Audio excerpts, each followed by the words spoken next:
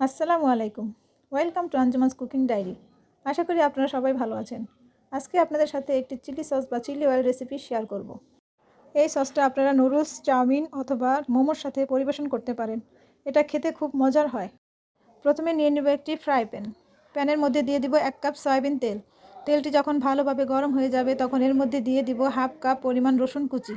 রসুন কুচিগুলোকে আস্তে আস্তে অনবরত নাড়তে হবে যাতে রসুন কুচিগুলো পুড়ে না যায়। রসুন কুচিগুলো যখন বাদামি কালার হয়ে যাবে তখন চুলার আঁচটা বন্ধ করে দিতে হবে।